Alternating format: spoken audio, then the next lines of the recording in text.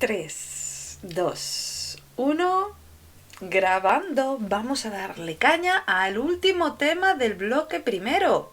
Vamos a darle caña al tema 4, a la Edad Media, a la pedagogía en la Edad Media. La pedagogía en la Edad Media no es un tema que les guste mucho en esta asignatura. Lo tutor de esta asignatura no es un tema que le encante. A mí personalmente me gusta mucho, me parece súper interesante el surgimiento de las universidades, la mujer en la Edad Media y creo que tenemos un gran desconocimiento de la Edad Media y de qué era vivir en la Edad Media, o se tiene idealizado caballeros y señores feudales y demás, y ahí súper ahí los nobles y no sé qué, se olvidan del campesinado, o se olvidan de la mujer, o nadie estudia ciertos temas como el cambio brutal que hubo en la Baja Edad Media. La Baja Edad Media, la que...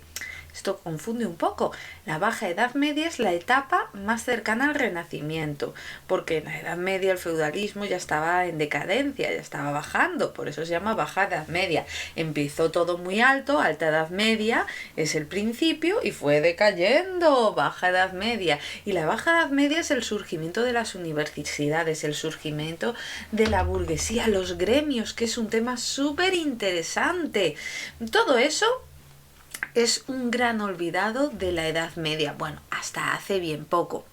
Lo primero que empieza el tema, por supuesto, es del contexto cultural y pedagógico y de la mentalidad de la Alta Edad Media, que ya os digo yo que este trozo que hay aquí, ¿vale?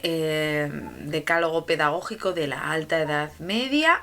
Esto es un coñazo, pero un coñazo. Esto la mayor coñazo. No se les ocurría una cosa más rollo que poner, y con las formas bonitas que pueden decirlo, lo feo que les ha quedado. Pero bueno, ¿qué le vamos a hacer? Eso de todas maneras no lo suelen preguntar. Vamos a ir hablando poquitico a poco y vamos a ver sobre todo los temas que nos interesan, que son los que más han preguntado. La mujer en la Edad Media, la universidad, el surgimiento de la universidad y realmente todas las instituciones educativas en la Alta Edad Media sobre todo, pero también en la Baja Edad Media. Bueno, es sencillito, un tema que realmente es muy bonito, y como siempre tenéis un drive, y en ese drive podéis encontrar todo. Aquí podéis encontrar todo el material. Si nos venimos al tema 4, bueno, tenéis un resumen así general para que os hagáis estas son las preguntas. Un resumen aquí general para que os hagáis una idea de lo que es la Edad Media. Me parece muy interesante, para que se le coja gusto, las universidades, los gremios, una idea general. Y después están las preguntas que han caído en exámenes de años anteriores, por supuesto en forma de esquema. El resumen ya lo tenéis, para que sepáis básicamente qué es lo que hay que decir en este tema. Cuando os pregunten las instituciones educativas en la Baja Edad Media, ¿qué es lo que hay que decir? Pues esto de aquí. ¿Vale? Cuando os pregunten la mujer en la Edad Media, ¿qué hay que decir? Esto de aquí. Después ya lo desarrolláis vosotros detenidamente, y por supuesto también el resumen que habla de la Edad Media. Vamos a hablar primero del contexto de la Edad Media. La Edad Media se considera desde el final del Imperio Romano hasta 1492. Vale, aquí la disléxica que hay en mí lo giro los números, pero es 1492, que tiene dos momentos. Ese 1492 tiene dos cosas importantes, ¿vale? La caída del Imperio Bizantino, que es por lo que realmente se considera 1942 como el final de la Edad Media. Y también está el descubrimiento de América, pero en esa época, en ese momento, no fue tan trascendental, no fue un cambio tan radical. Pasaron décadas hasta que realmente eso importó para algo. Y en 1453 fue cuando apareció la primera imprenta, que claramente realmente tiene una importancia brutal.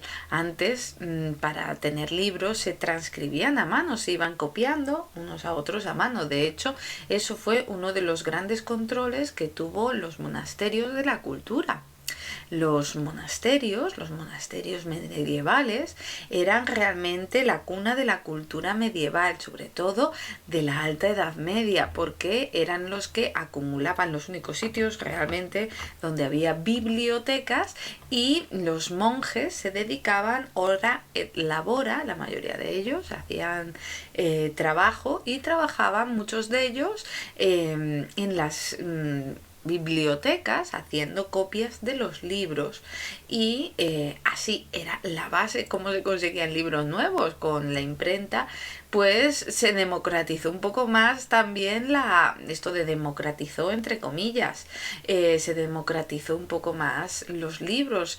Ya se podían publicar muchos, se podían hacer muchos más, era mucho más fácil su publicación y su difusión, y así la difusión del conocimiento fue más rápida y mucho mejor. Bueno, la primera etapa de la Edad Media, la temprana Edad Media, que va desde el 5 hasta el 8, hasta el siglo 8, fue realmente un periodo donde todavía quedaban algunas de las características del Imperio Romano, algunas de las instituciones del Imperio Romano, y se mantenía algunas de las cositas. Por ejemplo, se hablaba latín y demás, pero se iba perdiendo poco a poco, fueron saliendo lenguas vernáculas poco a poco, cada vez aparecían cosas diferentes, la separación ya no había, el ejército que lo controlaba todo. Entonces cada uno quería mandar en su pueblo, y las zonas agrarias estaban aún más aisladas de lo normal. Bueno, se fueron deshaciendo poco a poco todo el Imperio Romano y todas sus estructuras.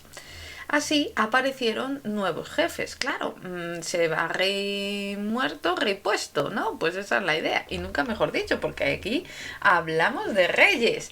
Bueno, en esta época, en el Imperio Romano, se habían muchas instituciones, había realmente una administración muy potente, y con la caída del imperio nadie mantenía esa administración y realmente se deshizo completamente. Aparecieron nuevas monarquías, reinos pequeños. Por ejemplo, en España apareció el reino visigodo. Y realmente no fue de la noche a la mañana. Realmente estos pueblos bárbaros ya habían conseguido el poder real a la hora de la verdad, porque ya el Imperio Romano estaba en sus últimos años. Antes de 1476 estaba súper debilitado. Realmente ya quien mandaba eran los bárbaros. Los bárbaros eran todos los pueblos que no se habían sometido a la cultura romana. A esos nos referimos con bárbaros, no porque fuesen bárbaros, sino porque era el nombre que se les daba. Muchos de ellos venían del norte. Mira, por ejemplo, en España, los visigodos. Los visigodos era un pueblo bárbaro, pero que realmente tenía una cultura normal, avanzada. Bueno, no puedo decir avanzada, pero igual que la de los romanos. No perdieron mucho realmente culturalmente. O sea que muy bárbaros no eran, pero eran pueblo bárbaro. Estos pueblos bárbaros realmente eran pueblos guerreros en su mayoría, pero también eran pueblos donde había líderes claros, o sea, había pequeñas monarquías, había una jerarquización muy fuerte. Y pues llenaron el vacío de poder que había en este inicio de la Edad Media, que no se puede considerar realmente Edad Media. Del siglo V al siglo VIII es como, venga, que metemos la patica para ser Edad Media, pero más bien fue cambio. Fue un cambio paulatino, poco a poco. Fue un cambio muy lento. Realmente hay momentos donde sí que se producen cambios rápidos y que van a afectar también en la educación. Por supuesto, por ejemplo, la Revolución Francesa fue rápido, violento y afectó a lo bestia. Pero la mayoría de los cambios son paulatinos, son poco a poco. Realmente las consecuencias no se ven hasta pasado un tiempo. Bueno, por supuesto, la escuela romana se derrumbó ya en los últimos años. El sistema de escuelas públicas romanas, el sistema de termas y todo esto ya estaba destrozado. Ya no se podía mantener el Imperio Romano, no podía mantener estas escuelas, estas termas, realmente no era capaz de hacerlo. Bueno, y por lo tanto las escuelas romanas se fueron al carajo. Bueno, tenían su cultura, entonces la cultura empezó a valorizarse más, no la cultura romana, sino la cultura de estos pueblos, ¿vale? Y esa cultura era una cultura oral, realmente no había una cultura escrita fuerte. Y claro, aquí tenemos otro que juega en este juego, que es la Iglesia. Que la Iglesia, mientras el Imperio Romano se iba decayendo, que de hecho fue una de las causas de la decadencia del Imperio Romano, pues la Iglesia fue creciendo, creciendo, creciendo y creciendo. Y así tuvo la fuerza suficiente cuando cayó el Imperio Romano para ocupar gran parte del hueco que había dejado. Claramente a la Iglesia no le interesaba gobernar, no le interesaba directamente gobernar. Tampoco le hacía ascos, pero realmente no era del todo su objetivo gobernar y legislar. Eso le podría quitar mucho tiempo. Realmente prefería ser el gobernante en la sombra. Pero lo que sí querían controlar era la educación. La Iglesia sabía que a partir de la educación podía controlar que la gente se hiciese creyente y por lo tanto que fuesen adeptos a su culto y por lo tanto que se mantuviese su culto. Así rápidamente se hicieron concilios como el concilio de Baixón en el 529, donde el arzobispo Cesario Arles quiso ocupar el hueco dejado por el Imperio Romano y pidió a los presbíteros, una especie de curas que había en esa época, los curas de la época, que creasen sus propias escuelas en sus propias casas, los que llamaban Scholae Lectorum Vel Cantorum, o sea, para leer y para cantar, los cantos sagrados, claro está. En Toledo también, ¿vale? La iglesia visigoda, iglesia cristiana visigoda, realmente también empezó a crear escuelas, pequeñas escuelas episcopales y donde los presbíteros daban clases para que estuviesen lo suficientemente formados. Claro, ¿quiénes le daban clase a los presbíteros? O a la gente que quería ser presbítera, que normalmente era como heredado. Pues los obispos, y así se crearon lo que se llaman las primeras escuelas diocesanas, que son las que forman a los curas, hablando en plata. Bueno, también empezó a haber vida monástica. Ojo, curiosamente empezó en África. La vida monástica empezó en el norte de África, en Egipto, para ser exacto, en el siglo III y IV, o sea, todavía no había caído el Imperio Romano y ahí estaba San Pablo el ermitaño y San Antonio Abad, que nos suenan los nombres, ¿verdad? Bueno, son nombres realmente muy conocidos porque son la base de los monasterios, de la cultura monacal de la época, que es súper importante. Con la caída del Imperio Romano en esta época, además de declive, pues el monacato subió como la espuma, cada vez más. Se fundaron más monasterios, así también cogió fuerza en Occidente con San Benito de Nursia en el 480, que fundó los benedictinos, que también nos suena. Bueno, que se dedicaban a la oración, al trabajo, al ascetismo. El orar labora, ¿vale? Y que realmente fueron los que empezaron a ser los garantes de la cultura, porque en este ora et labora pues se dedicaban a copiar primero sus textos bíblicos y después ya otros textos. Poco a poco fueron introduciendo otros textos, no solo los textos sagrados. Incluso antes de que terminase el Imperio Romano, pasó algo súper importante que afectó a la cultura, bueno, a la educación de la Edad Media, súper importante. Bueno, Marciano Capella, en el 400, bueno, que vivió del 410 al 475, todavía no había caído el Imperio Romano, en su obra Nupcias y Nupcias de Mercurio, con filología, pues lo que hizo es dividió la enkiklios, o sea, la educación, la enkiklios pandeia, la educación que se daba ya en los griegos y en los romanos, pues en dos partes. Y creó una cosa que se utilizaría después a lo largo de toda la Edad Media, que eran el trivium o triple camino, y el quadrivium o cuádruple camino. El trivium, el más importante de todos, el básico, el que había que tener sí o sí, la gente culta, claro, campesino, no necesitaba de esto y no se le enseñaba.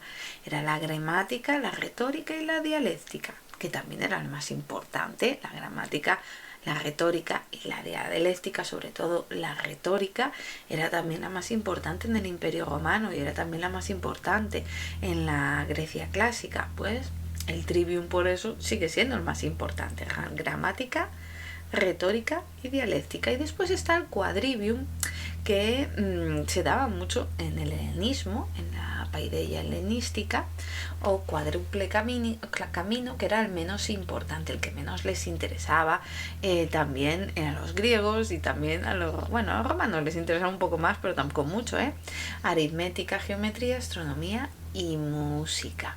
O sea que ahí tenemos esta división de la educación de la enkiklios paideia en dos partes, y fue este señor Marciano Capella quien lo hizo por primera vez. Y ya os digo, importantísimo esto.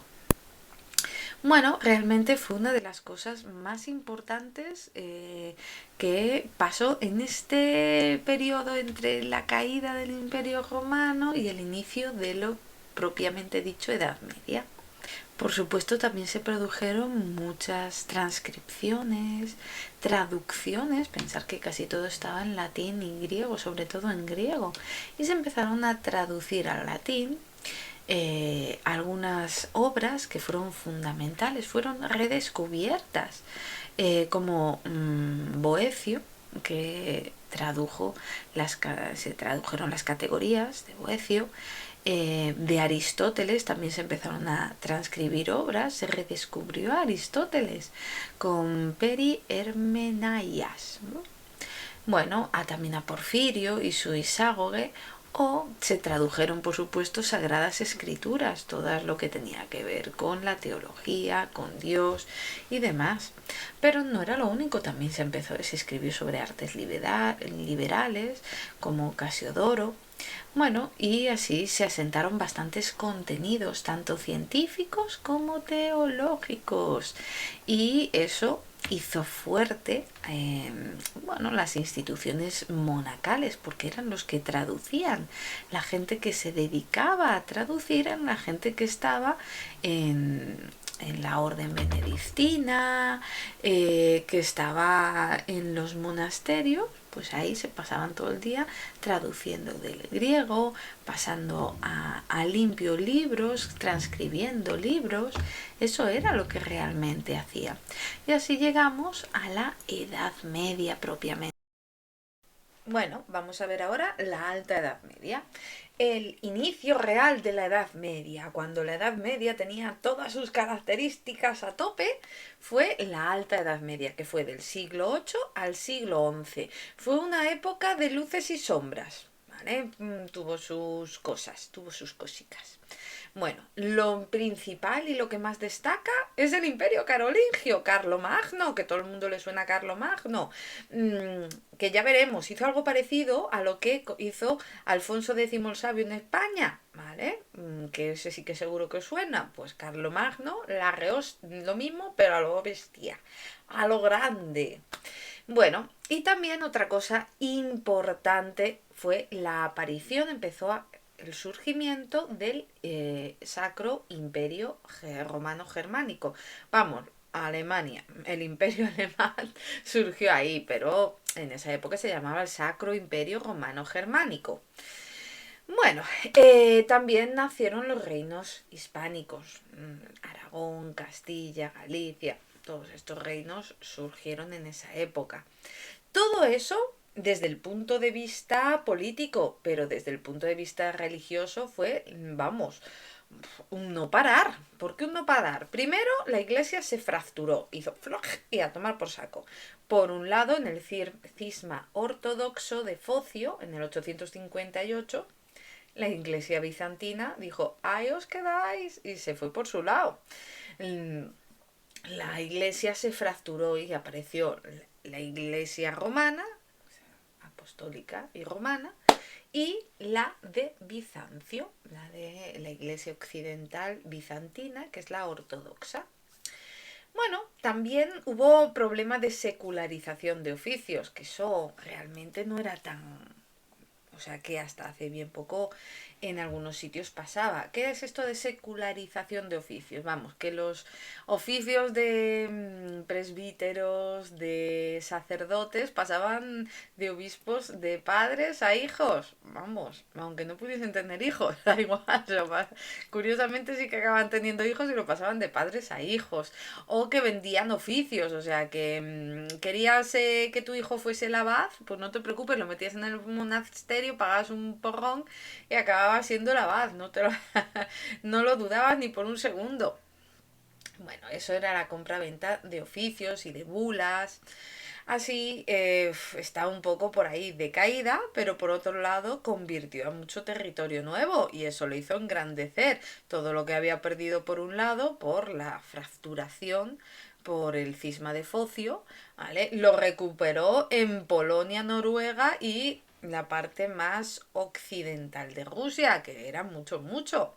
O sea que por un lado se gana y por otro se pierde. Y además se intentó, para evitar esta crisis, se produjo una reforma, la reforma gregoriana, donde la liturgia, cómo se daba misa y demás, se estableció y era diferente a lo que puede conocer la gente que haya ido a misa, por supuesto, liturgia en latín y de cara al púlpito y se tenían que decir unos salmos concretos y unas cosas así que de las cuales yo no tengo ni idea, la verdad, ¿para qué voy a engañaros? Bueno, la reforma gregoriana del 1073 la hizo Gregorio VII. Y bueno, realmente en lo político, lo importante, el imperio de Carlomagno. Carlomagno fue un rey francés que realmente revolucionó la política y la cultura de la época. Ya os digo, se pareció mucho a lo que hizo como Alfonso X el Sabio, consideraba que había que instruir y daba mucha importancia a la cultura y a la educación. Era un tío guay, ¿vale? Era un tío guay. Eh, iba a decir Alfonso X, también era tío guay, pero Carlomagno era realmente un buen rey, ¿vale? Y sus sucesores intentaron seguir su legado, pero no lo hicieron tan bien como él. Sus sucesores fueron Luis el Piadoso y Carlos el Calvo. De hecho, Carlos el Calvo fue el que se considera que con él se inicia lo que es el feudalismo, porque en la capitular de Mersenne puso las bases del feudalismo, de cómo delegaba, mejor dicho, delegaba en los nobles el poder de cada territorio a cambio de vasallaje y establecía todo el proceso de vasallaje.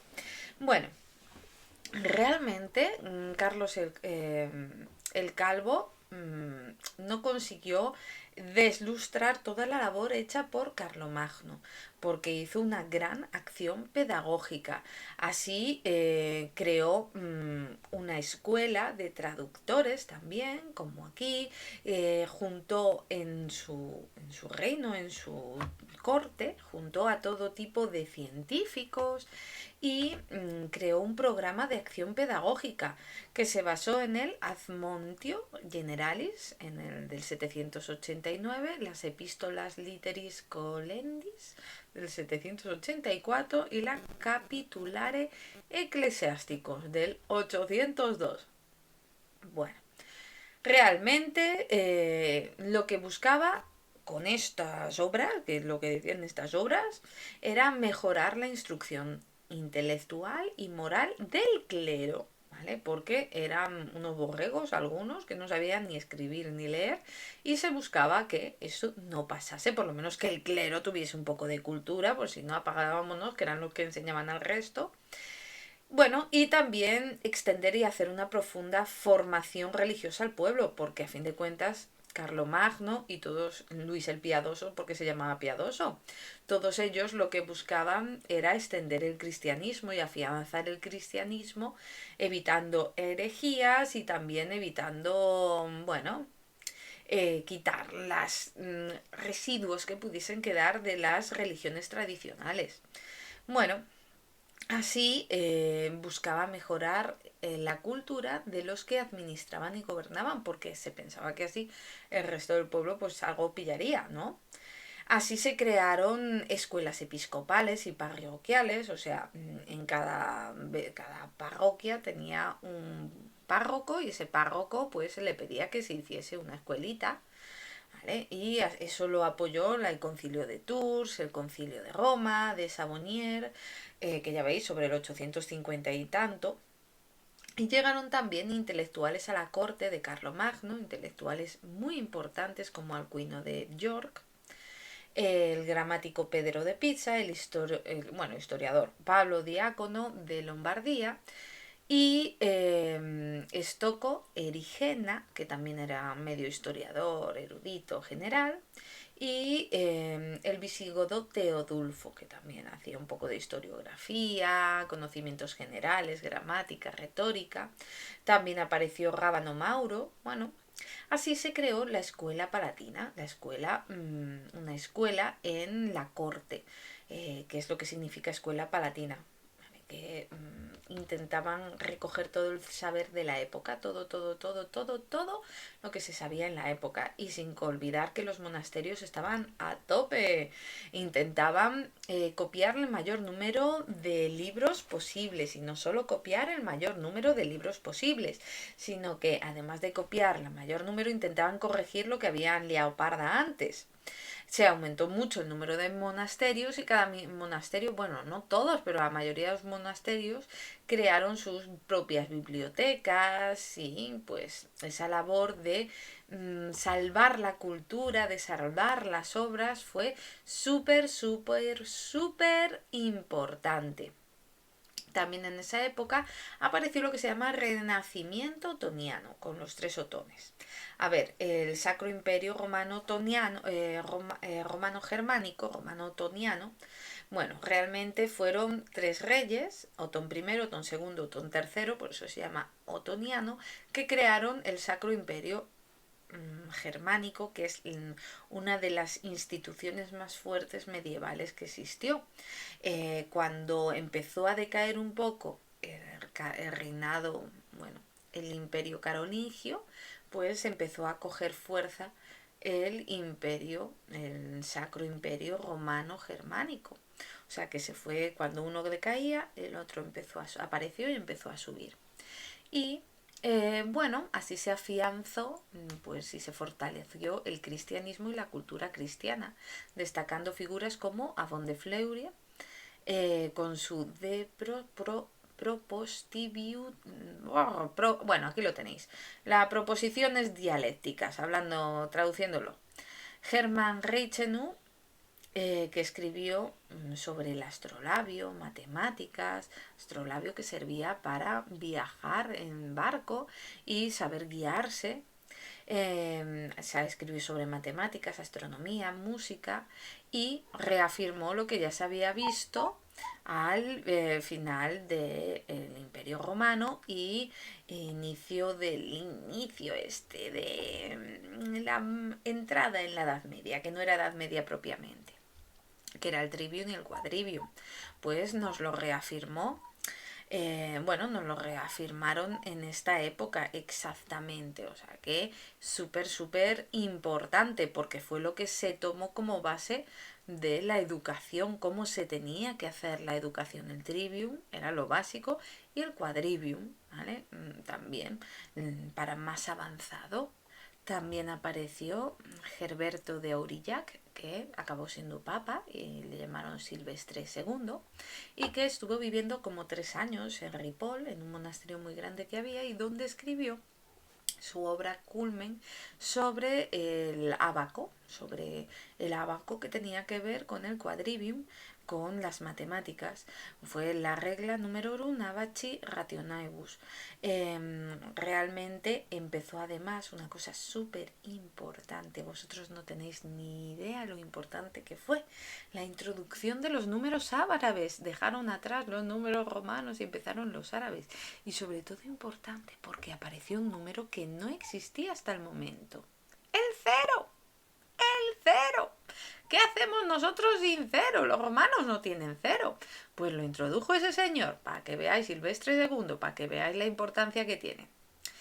Y por último, empezaron a surgir pequeñas escuelas urbanas. Bueno, realmente las urbes no eran muy grandes, eran pueblos más bien grandotes, pero no eran ciudades propiamente dichas, pero empezaron a surgir algunas escuelas en estas pequeñas mini ciudades.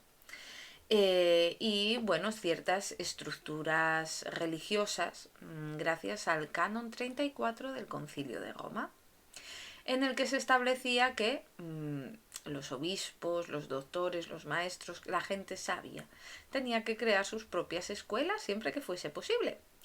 Y se incentivó esta creación de escuelas y las relaciones con el mundo árabe y con el mundo bizantino no se llevaban tan mal, no estaban siempre pegándose. Y así se consolidó pues la cultura, se consolidó la poca cultura que tenían. Y así llegamos a la Baja Edad Media. La Baja Edad Media es este periodo que va del siglo XII al siglo XV. Y es un periodo donde la Edad Media pierde toda su lustre, sus características básicas de Edad Media, pues va perdiendo, va diluyéndose. Y en esta época pues es donde hay más esplendor cultural, claro está, porque lo agrario deja paso a las primeras ciudades, a la burguesía, a los gremios, empieza a haber una transformación política y también religiosa, cultural, vamos, de todo. Empieza a haber monarquías fuertes que le plantan cara al feudalismo de Carlos el Calvo. Bueno, pues le plantan cara, por ejemplo, así tenemos los Plantagenet en Inglaterra, tenemos los Capeto en Francia, en España los Trastámara, los Hohenstaufen de Alemania, que esto no los pronunciaré bien en la vida, pero bueno, que estaban ahí dando para arriba. Y así el feudalismo iba debilitándose, iba yéndose a tomar por saco, la verdad. Y realmente empezó a surgir una nueva clase social y empezó a surgir una fuerza aún mayor de las órdenes monacales, de los monasterios. Surgieron las ciudades donde surgieron las universidades. La fuerza cultural que emergía de estas ciudades era la repuñetera hostia. Y así, pues, oye, fue creciendo además la población porque económicamente les iba mucho mejor. Pasaron de 42 millones de personas en el siglo X a 73 en el siglo XIV. Ojo, y eso que no contamos con que en esta época, de 1347 a 1353, murieron 25 millones de personas así del tirón. La gente estaba, lógicamente, histérica, porque en un periodo de tiempo tan pequeño, vamos, que se te moría seguro la mitad de la familia, echarle cuentas. Más de una cuarta parte de la población europea murió por la peste negra. Murió por la peste negra que se habían traído las ratas del comercio. Comenzó en Venecia y de ahí se difundió por toda Europa porque las medidas higiénicas no eran muy buenas y vamos, la rehostia. la rehostia. 25 millones de personas murieron, que se dice pronto. Y también en lo religioso cambió brutalmente. Bueno, primero se ensalzó la figura de la Virgen María. Y eso tiene mucha importancia, porque la figura de una mujer se ensalzaba, y una mujer que representaba la bondad, el amor. Tenemos que entender que la Alta Edad Media era una época donde la religión era más bien oscura, más bien daba miedo, buscaba el miedo a la gente, el miedo al pecado original, el miedo al infierno, pero María era la que perdonaba, era la que cuidaba, la que daba segundas oportunidades. Bueno, esto suavizó mucho, como se suavizó la época en sí era mucho mejor, más suave, más vivible, ¿vale? Pues también la figura de la Virgen María suavizó la religión. Las órdenes monacales estaban a tope, estaban dándolo todo. Y bueno, también hubo muchísimas herejías. Aquí solo hablan de dos, pero hubo muchísimas. Los valdenses y los avilenses. Si os gusta leer, os aconsejo El nombre de la rosa, que nos habla de esto, de las herejías y demás, y de los monasterios, está súper bien, y de los escribas, que también tienen mucho que ver con esto. Y quien no le guste leer, que se vea la película, que también sirve. Y así fue creciendo muchísimo la cultura, y en el orden pedagógico, por supuesto, aparecieron muchísimas publicaciones. No solo se copiaba, no solo se copiaban libros en los monasterios, y no solo en los monasterios había cultura, sino que fue más allá, y empezaron a crearse obras originales que tenían que ver no solo con Dios, que también, sino iban más allá, cultura y muchos más temas. Aparecieron, por ejemplo, Hugo de San Víctor con su Didascalion de Studio Legendi en 1131, o el Polycraticus de Juan de Salisbury, que tenía una importancia cultural de la hostia en Inglaterra, era uno de los pensadores del momento. Benjamin Mayor de Ricardo San Víctor en 1200, de Disciplina Scholarium del Pseudo Boecio, porque se pensaba que era de Boecio y se dieron cuenta de que no era de Boecio, y como no sabían cómo se llamaba el señor, pues le llamaron el Pseudo Boecio. ¡Hala! Y así se quedó. Bueno, la Erudition Filiorum Nobilium, que en 1247 Vicente de Beauvois hizo. Bueno, realmente hubo muchísimas obras, y veremos que no todas hechas por hombres, también hubo alguna obra que fue hecha por mujeres, aunque la cultura de las mujeres no se hacía cultura en general, pero bueno, en los monasterios las mujeres podían leer, transcribían, y llegaban a abadesas, llegaban a un nivel cultural que llegaba a ser importante, y las mujeres de los nobles se las dejaba hacer. Básicamente estaba bien que supiesen leer y escribir, y pues después les interesaba y seguían leyendo y escribiendo, pues de puta madre, no les hacían mucho caso.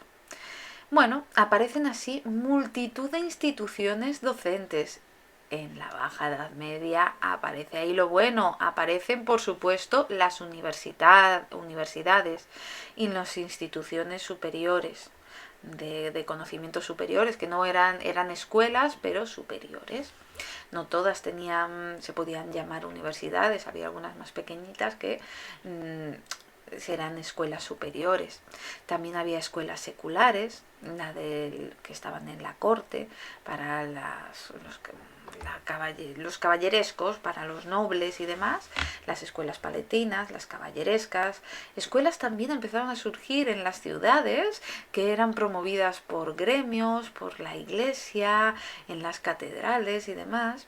Y también profesionales de tipo gremial, y por supuesto escuelas clericales en los monasterios, en los conventos, en las parroquias. Y no todas ellas, ni siquiera todas ellas, eran solo para monjes, ¿vale? O monjas, sino que también había pequeñas escuelas que se permitían para la gente de fuera, que pudiesen acceder gente secular que no era de la iglesia. Así empezamos con el decálogo de la pedagogía de la Edad Media. Vale, ya sé, esto es el más rollo, el mayor más rollo que habéis visto. O sea, si habéis conseguido leer esto del tirón, tenéis un premio, porque vamos, un coñazo tal como está escrito. Bueno, tenemos que entender cómo era la cultura de la Edad Media, cómo era la formación, cuáles eran los principios básicos de la formación en general, porque después había excepciones, en general de la Edad Media, en general, tanto de la alta como de la baja, o sea, como un cómputo ahí general de toda la Edad Media. Así, Gilbert de Tournois, en el 1263-1270, realmente hizo un cómputo del ideario pedagógico que había en su obra Rudimentum Doctrinae, de este franciscano que era cura, bueno, monje como casi todos en la época, que era Gilbert de Tournois. Así, por supuesto, como no, dio 10 características, de las cuales la primera, ante todo y sobre todo, igual que en el paleocristiano, lo primero, ante todo y sobre todo, es la religión cristiana, es Dios. En esa época se habló de un concepto que dio San Agustín, que era súper interesante, que era la ciudad de Dios.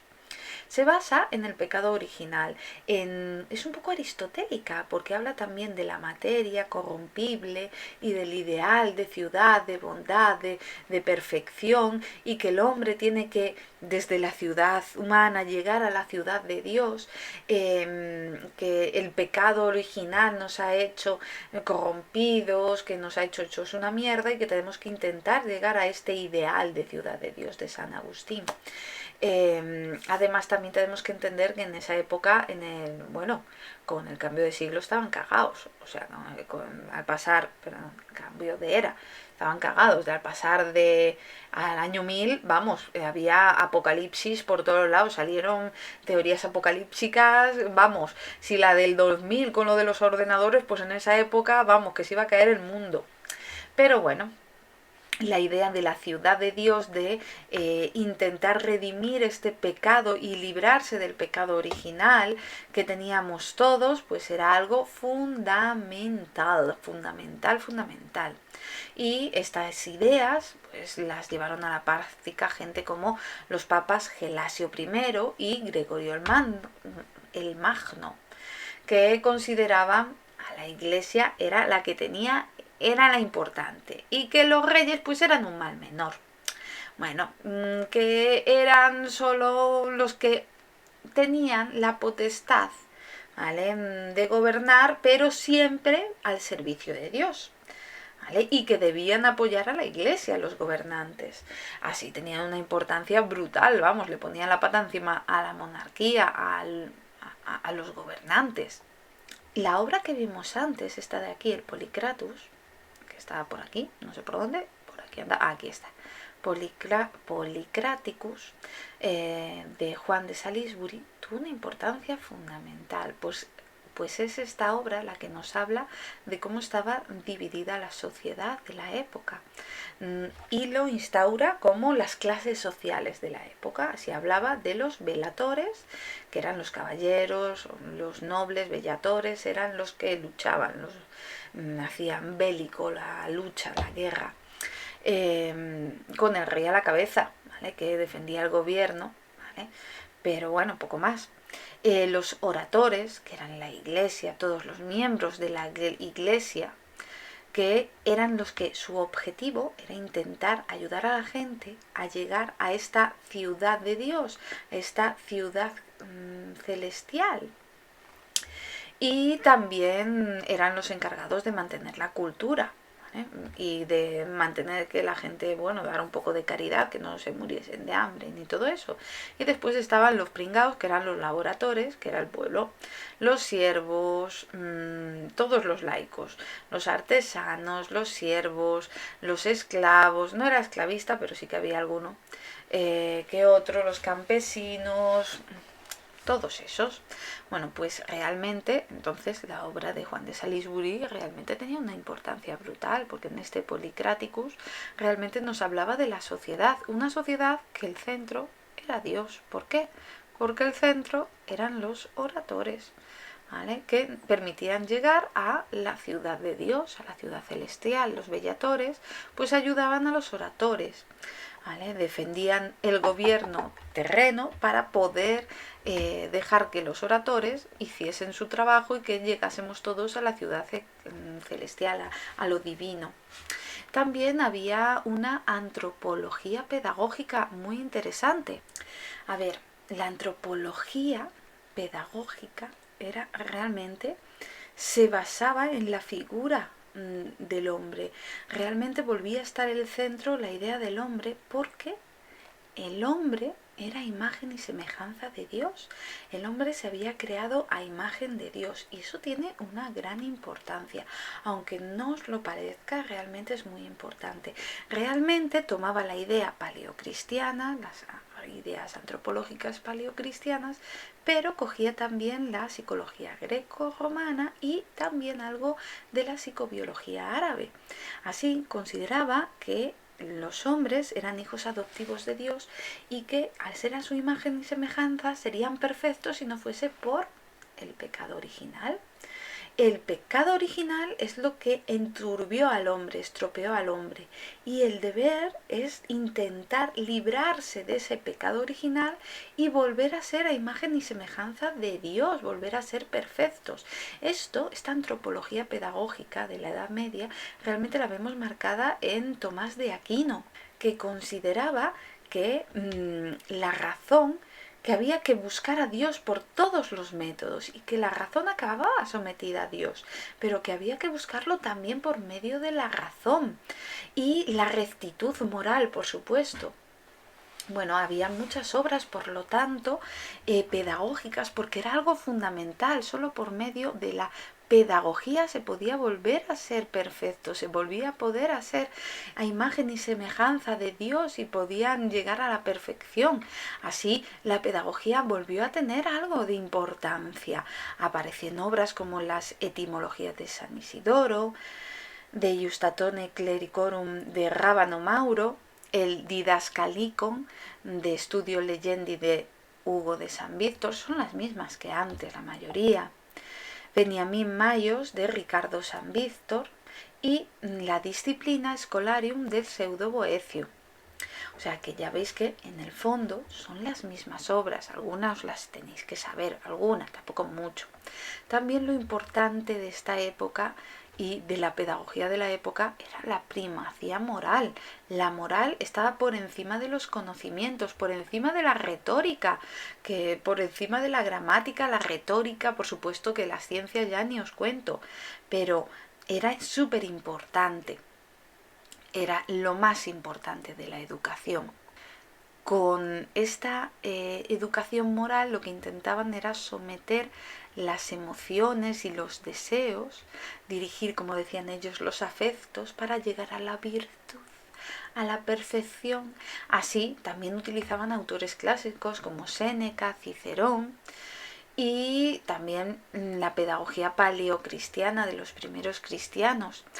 Bueno, lo que buscaban así era llegar a, por medio de la educación, por supuesto, y la repetición de los conceptos y las ideas morales, convertir el ejercicio de esta repetición, en una realidad.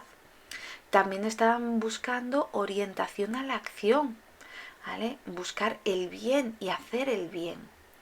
Bueno, y que todo se hiciese por libertad, o sea, que tú quisieses llegar a Dios por libertad, que fueses a buscar a Dios y la moral y el bien libremente, porque si lo hacían obligados, pues como que no servía. También había una sublimación del intelecto y carácter mnemotécnico, se buscaba memorística total y para ello se utilizaba de imágenes la ciudad de Dios, o sea, la perfección, ponían la imagen de una ciudad porque todo el mundo entendía el concepto de ciudad perfecta y después veían la ciudad que había y el ideal de ciudad y podían entender que había que buscar el ideal, reglas mnemotécnicas y también la sublimación del intelecto, a ver, que es todo muy bien, pero que lo primero, ante todo y sobre todo, es que realmente el intelecto, la educación, todo solo servía para guiar, solo servía para llegar a Dios, a la verdad que era Dios, a la sabiduría de Dios. Realmente el intelecto solo era un instrumento más, nada más y nada menos. Bueno, como os decía, reglas mnemotécnicas a tope, porque era de aprender de memoria todo. Y la memoria, por lo tanto, era fundamental, sobre todo porque es que no había libros que se escribían a mano, o sea, que iban escribiendo las copias a mano. A mano. Claramente la memoria era fundamental porque no todo el mundo se podía permitir un libro, ni siquiera todos los sabios se podían permitir un libro. Tenían realmente los libros, los monjes en la biblioteca y ya. Utilizaron mucho las ideas de Aristóteles, de Cicerón, que eran los reyes los que iniciaron. Bueno, Aristóteles y Platón fueron los que iniciaron las reglas mnemotécnicas con la caverna, con toda el cuento de la caverna, que seguro que os ha sonado alguna vez. Bueno, no les gustaba Platón. Platón de la Edad Media no, además se habían perdido muchísimas de sus obras. Bueno, Cicerón, San Agustín, la ciudad de Dios, bueno, realmente era fundamental. Y esto, para ello utilizaban obras clásicas, como os he dicho, de Aristóteles sobre la memoria, y reminiscencias de Tomás de Aquino, que eran comentarios sobre obras de Aristóteles, y otras muchas obras como Raimundo Lulio, que habla de la confirmación de la memoria. Su obra, la confirmación de la memoria, pues habla de la importancia de la memoria, y claramente que decir tiene que la fe lo primero ante todo y sobre todo, vuelta a la burra al trigo, la fe lo primero. Y bueno, también había una dimensión en la educación, una dimensión psicofísica y también una dimensión fáctica y utilitaria, sobre todo esto más en la Baja Edad Media, la verdad. Pero bueno, vamos a ver qué es esto de dimensión psicofísica. A ver, ellos consideraban al hombre, vale, el hombre. Aquí tenemos un mini hombre, Albus Dumbledore. Pues este mini hombre es cuerpo, pero también es alma. No mente, alma, ¿vale? Y que están unidas. El cuerpo y el alma están unidas. Y realmente hay que intentar perfeccionar el alma, ¿vale? Y para poder librarse del cuerpo. Bueno, que el cuerpo y el alma están unidos. El alma como está interactuando con la naturaleza, ¿vale? Y que tenemos que intentar tener una armonía con el mundo, una perfección. Bueno, y todo esto se basó además en, bueno, los únicos que sabían en esa época de verdad de medicina y poquitico eran los árabes. Y Avicena pues escribió su canon de medicina y consideraba que el ser humano estaba compuesto por una serie de humores líquidos literales, que eran la sangre, la bilis amarilla, la bilis negra y la flema. Y después estos líquidos se movían por el cuerpo y hacían que tenían que estar en equilibrio porque si no todo se iba a tomar por culo y había que buscar el equilibrio de estos líquidos. Vamos, una guarrada. Pero vamos, no iban por ahí los tiros, pero bueno, se acercaba a algo, mucho mejor que el resto. También había una dimensión fáctica utilitaria, como hemos dicho, sobre todo en la Baja Edad Media, con el surgimiento de los gremios y demás. Además, en esta época realmente estaban interesados en una visión del mundo bastante utilitaria en bastantes sentidos. sobre todo en la Edad Media, ya os lo digo, ahí cuando surgieron los gremios y intentaban hacer buen trabajo, bueno, las artes mecánicas, saberes productivos, cómo construir bien, cómo trabajar bien las telas, bueno, era muy importante en esa época. Y según fueron surgiendo las ciudades y los gremios, también empezó a haber obras que hablaban de estas ciencias, de esta dimensión utilitaria de todos los conocimientos gremiales que había. Así apareció de agricultura, de Palladio, Remílita, de Vegencio, arquitectura, de Vitruvio, aluminibus, de et salibus, de Races, y el libro de la convalecencia de Avicena, que era el que hablaba de estos 4 líquidos que están interactuando en el cuerpo. Ya os digo, este señor no era cristiano, era árabe. Y aquí vuelve a aparecer el trivium y el quadrivium. En este caso estamos hablando del quadrivium, que eran las artes más científicas, y se hizo como una redivisión de todas las artes mecánicas también en un trivium y un quadrivium. O sea, os lo explico. El trivium y el quadrivium era lo que habíamos visto aquí, que teníamos dibujitos, estos de aquí, ¿vale? El trivium era el más importante, que era la gramática, la retórica, que lo tenemos todo por aquí. Un segundito, ya no me acuerdo dónde lo teníamos, aquí está. Gramática, retórica, también en dialéctica. Y el quadrivium era el más científico, la aritmética, la geometría, la astronomía, la música. Bueno, pues las artes más mecánicas, las artes más prácticas también se dividieron en trivium y en quadrivium. El trivium más importante y el quadrivium como más mierdita. El trivium, pues los gremios más importantes, arte textil, armamento y comercio. Y el quadrivium, caza, agricultura, salud y alquimia. Ojo, la alquimia era una ciencia médica además. Era química, medicina, las plantas que sirven para curar, los minerales que sirven para hacer cosas. Bueno, realmente la alquimia no era magia, potagia, ¿vale? También será importante entender el sentido del saber y el magistrocentrismo, que era en el fondo más de lo mismo. El sentido del saber, pues Dios, todo era Dios, o sea que no había mucha complicación, todo, el centro era Dios, todo nos servía para llegar a Dios y a la perfección de lo humano, para llegar a la ciudad de Dios y a la perfección. Pero esto sí que nos interesa, esto sí que es importante, la figura del maestro. La figura del maestro era fundamental en la pedagogía. Era el que tenía la verdad, era el que guiaba a los alumnos a la verdad que era Dios, o sea que era importante porque era el que te guiaba a Dios. O sea que era muy importante, y para ser un maestro tenía que tener estos requisitos: mentes ingeniosas, vida honesta, ser una persona de moral recta, humilde, elocuencia, ¿vale? Que tampoco se pase de listo, pero elocuencia sencilla, y pericia para enseñar, que fuese bueno al enseñar. A ver, la forma de enseñar en esa época, pues como veis aquí, era un señor que le contaba a unos niños de todo tipo de edades, pues les iba hablando. Realmente tampoco es que, por ejemplo, en los monasterios sí que estaba muy valorado, pero en las ciudades, en los pueblos no estaba tan valorado y eran bastante estrictos. Y vamos, la letra por sangre entra, pues le iba bastante así el rollo, era bastante que tenía que ver con eso.